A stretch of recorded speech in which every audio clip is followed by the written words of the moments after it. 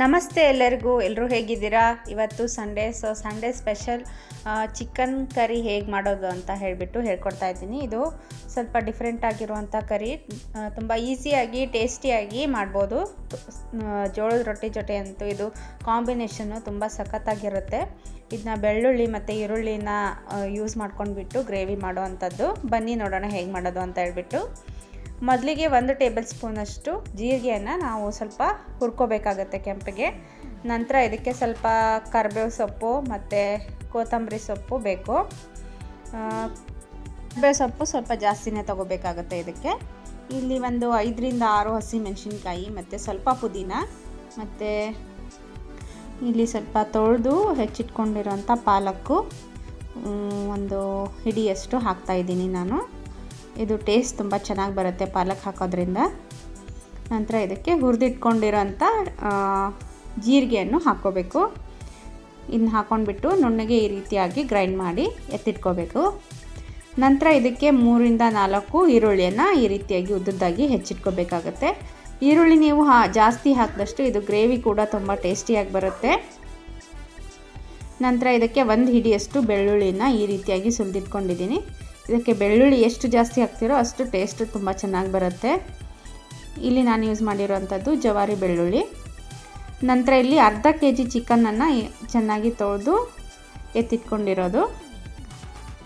ಇಲ್ಲಿ ಒಂದು ಬಾಣಲೆಗೆ ನಾನು 3 ರಿಂದ 4 ಟೇಬಲ್ ಸ್ಪೂನಷ್ಟು ಆಯಿಲ್ನ ಹಾಕಿದ್ದೀನಿ. ಆಯಿಲ್ ಹಾಕಿಬಿಟ್ಟು ಸ್ವಲ್ಪ ಅದು ಬಿಸಿ ಆದಮೇಲೆ ಇದಕ್ಕೆ ಜಜ್ಜಿಟ್ಕೊಂಡಿರೋ ಅಂಥ ಬೆಳ್ಳುಳ್ಳಿಯನ್ನು ಹಾಕ್ಕೊತಾ ಇದ್ದೀನಿ. ಇದು ಸ್ವಲ್ಪ ಕೆಂಪಗಾದಮೇಲೆ ಇದಕ್ಕೆ ಹೆಚ್ಚಿಟ್ಕೊಂಡಿರೋಂಥ ಈರುಳ್ಳಿಯನ್ನು ಸೇರಿಸ್ಕೋಬೇಕು. ಇಲ್ಲಿ ನೋಡಿ ಈರುಳ್ಳಿ ಸೇರಿಸ್ಕೊತಾ ಇದ್ದೀನಿ. ಇದು ಈರುಳ್ಳಿಯಿಂದನೇ ತುಂಬ ಜಾಸ್ತಿ ಟೇಸ್ಟ್ ಬರುತ್ತೆ. ಈರುಳ್ಳಿ ಬೆಳ್ಳುಳ್ಳಿಯಿಂದನೇ ಟೇಸ್ಟ್ ಅಂತ ತುಂಬ ಚೆನ್ನಾಗಿ ಬರುತ್ತೆ. ಇದು ಈ ರೀತಿ ಹಾಕಾದ್ಮೇಲೆ ಈರುಳ್ಳಿ ಚೆನ್ನಾಗಿ ಬೇಯಬೇಕು ಕೆಂಪಗೆ ಈ ರೀತಿಯಾಗಿ. ಸೊ ಇದಕ್ಕೆ ನಾನು ಟೇಸ್ಟ್ಗೆ ಅಂತ ಹೇಳಿಬಿಟ್ಟು 1-2 ಹಸಿಮೆಣಸಿನ್ಕಾಯಿನ ಮೇಲೆ ಹಾಕಿದ್ದೀನಿ.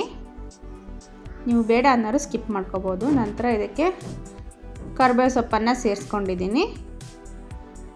ಈ ರೀತಿಯಾಗಿ ಸ್ವಲ್ಪ ಎಣ್ಣೆಯಲ್ಲಿ ಫ್ರೈ ಆಗಬೇಕು. ನಂತರ ಇದಕ್ಕೆ 2 ಸಣ್ಣದಾಗಿ ಹೆಚ್ಚಿಟ್ಕೊಂಡಿರೋಂಥ ಟೊಮೆಟೊವನ್ನು ಸೇರಿಸ್ಕೋಬೇಕು. ನಿಮಗೆ ಜಾಸ್ತಿ ಹುಳಿ ಬೇಕು ಅನ್ನೋರು 3 ಟೊಮೆಟೊ ಹಾಕ್ಕೋಬೋದು. ಕಡಿಮೆ ಬೇಕು ಅನ್ನೋರು 2 ಹಾಕ್ಕೊಂಡ್ರೆ ಸಾಕಾಗುತ್ತೆ. ಇನ್ನು ಇದೇ ರೀತಿಯಾಗಿ ಕೈ ಬಿಡ್ದಂಗೆ ಕೈ ಆಡಿಸ್ತಾ ಇರಬೇಕು, ಇಲ್ಲಾಂದರೆ ತಳ ಹಿಡ್ಕೊಂಡು ಬಿಡುತ್ತೆ. ಟೊಮೆಟೊ ಕಂಪ್ಲೀಟಾಗಿ ಮೆತ್ತಗಾಗಬೇಕು. ಸೊ ಮೆತ್ತಗಾದಮೇಲೆ ಇದಕ್ಕೆ ರುಬ್ಬಿಟ್ಕೊಂಡಿರೋಂಥ ಮಿಶ್ರಣವನ್ನು ಸೇರಿಸಬೇಕು. ನಂತರ ಇದಕ್ಕೆ ರುಚಿಗೆ ತಕ್ಕಷ್ಟು ಉಪ್ಪು ಮತ್ತು 1 ಟೇಬಲ್ ಸ್ಪೂನಷ್ಟು ಅರಿಶಿನ ಪುಡಿ, ನಂತರ ಇದಕ್ಕೆ ತೊಳೆದಿಟ್ಕೊಂಡಿರೋಂಥ ಚಿಕನ್ನು ಎಲ್ಲವನ್ನು ಹಾಕಿ ಚೆನ್ನಾಗಿ ಈ ರೀತಿಯಾಗಿ ಮಿಕ್ಸ್ ಮಾಡಿಕೊಂಡು ಒಂದು 5 ರಿಂದ 6 ನಿಮಿಷ ಮುಚ್ಚಳವನ್ನು ಮುಚ್ಚಿ ಬಿಡಬೇಕು. ಇಲ್ಲಿ ನೋಡಿ ಮುಚ್ಚಳ ತೆರೆದಾದಮೇಲೆ ಈ ರೀತಿಯಾಗಿ ನೀರು ಬಿಟ್ಕೊಂಡಿರುತ್ತೆ. ಇದು ಬೇಯಬೇಕು ಅಂದರೆ ಒಂದು 5 ರಿಂದ 10 ನಿಮಿಷ ತಗೊಳ್ಳುತ್ತೆ. ಸೊ ಕಂಪ್ಲೀಟಾಗಿ ಬೆಂದಾದಮೇಲೆ ನೋಡಿ ಈ ರೀತಿಯಾಗಿ ಬಂದಿದೆ. ನೋಡ್ತಾ ಇದ್ರೇ ತಿನ್ನಬೇಕು ಅನಿಸುತ್ತೆ, ಅಷ್ಟು ಚೆನ್ನಾಗಿ ಬಂದಿದೆ ಇದು. ಚಿಕನ್ ಚೆನ್ನಾಗಿ ಬೆಂದಾದಮೇಲೆ ನೋಡಿ ಬಿಸಿ ಬಿಸಿಯಾಗಿರುವ ಚಿಕನ್ ಗ್ರೇವಿ ರೆಡಿಯಾಗಿದೆ.